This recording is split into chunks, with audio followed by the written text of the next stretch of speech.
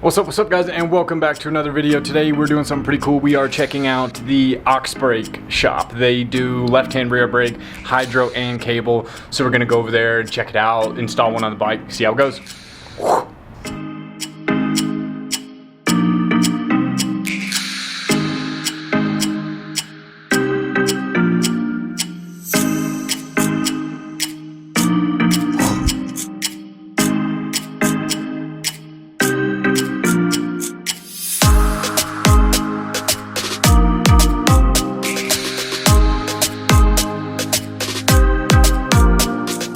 The cylinder has been designed to function with much more control than you need. That's one stroke. You don't even use half of it to fully lock up the rear wheel. Cool. We ready to install this bad boy? Yes, sir. Let's do it.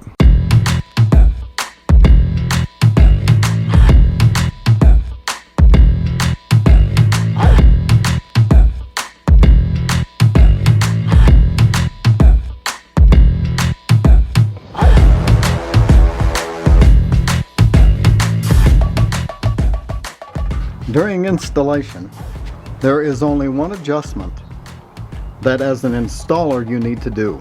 When you remove that, you need to make sure before you install this cylinder that you adjust it to exactly the same length. And then you will tighten the lock nut. In order to do that, one stroke of the lever raises the piston. There's a square 10 millimeter on the piston, and just tighten that down so it's snug. It's not going to go anywhere. That's the only adjustment you may need to make during installation. And that's what you're doing right now. You're matching up the stock plunger with the adjustment needed for the new Ox? Correct. Once again, one stroke to raise that piston.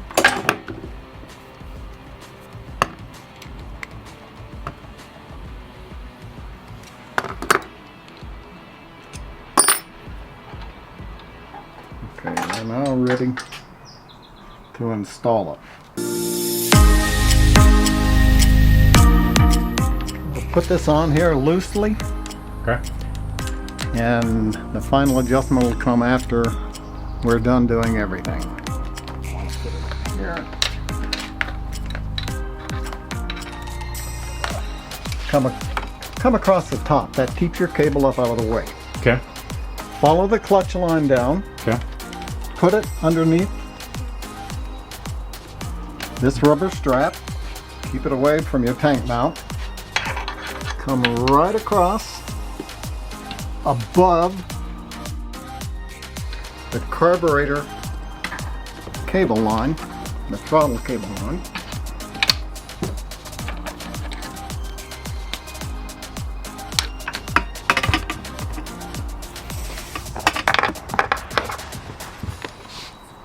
On a two-stroke, you can go one of two ways.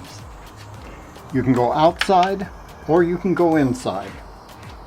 I prefer inside, but if you're with a four-stroke, it can be problematic with the heat. So keep it outside of the subframe. As you bring the hose and the slave cylinder down to attach to the brake pedal, the routing, bring it inside of the subframe. That puts it out away from the exhaust.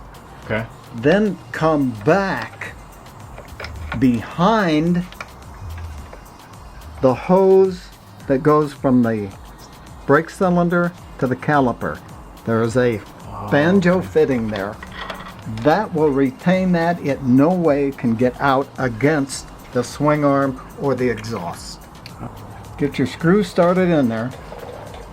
If you have a stock brake spring, you may want to unhook it because it can be difficult to feel how much free play you have. Okay. Manufacturer says 3 to 5 millimeters of free play at the forward end of the brake pedal. we're going to move it, and we're within that 5 millimeters. Right there. That's the free play. You can feel it. Push it down easily and you'll feel some resistance. That's the end of the free play. This is the boot that comes in your kit, along with a few cable ties. Okay. This boot goes right up over your cylinder, your master cylinder.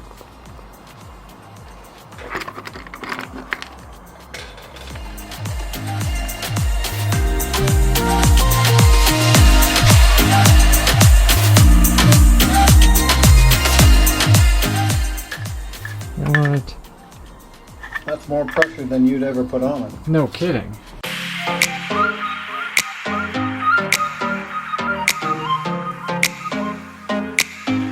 To bleed the system, and you shouldn't have to do this, Okay. comes fully bled, ready to install.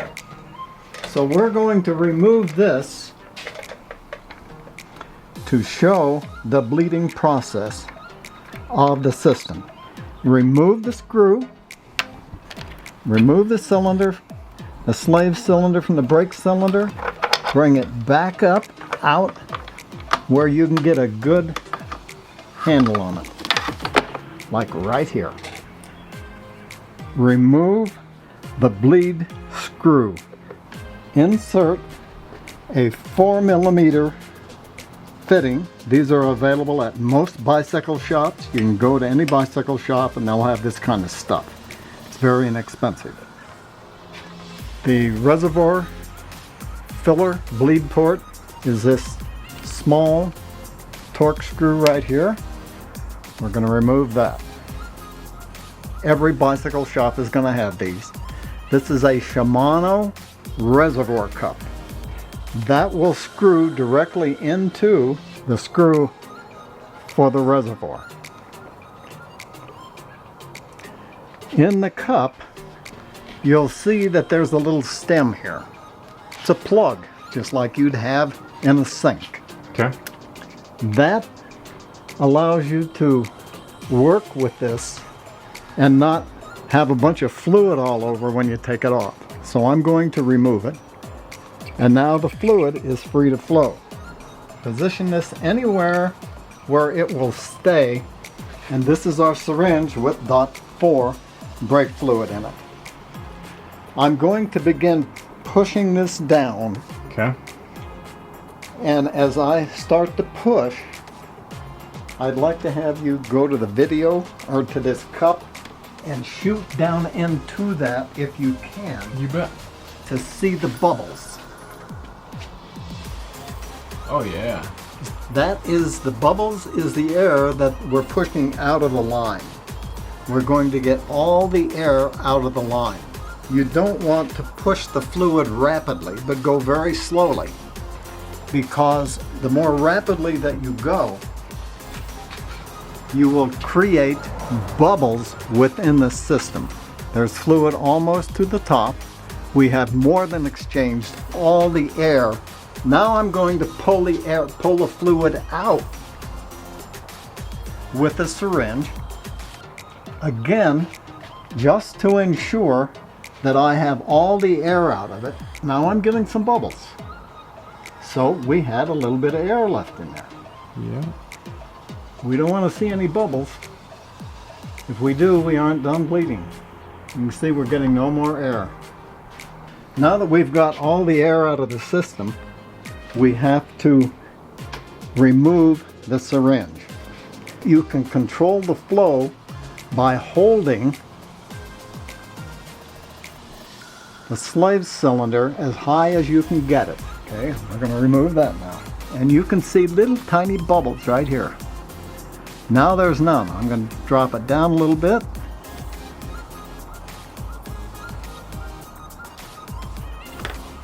It's working just like it's supposed to. Now we'll go back to the other side.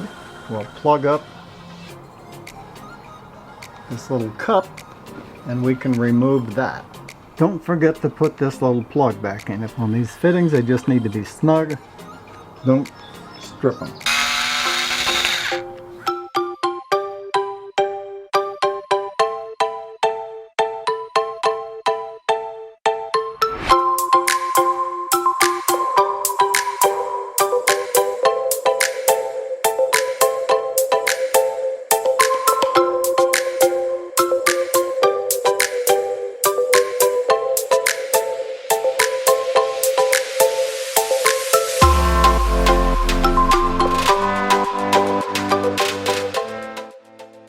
next up, we're going to give it a try. So we're going to take it out on the trail, see how it does, and I'm sure we're going to like it because the cable version was awesome. So stay tuned for that. We'll be sure to let you know. Thanks, guys.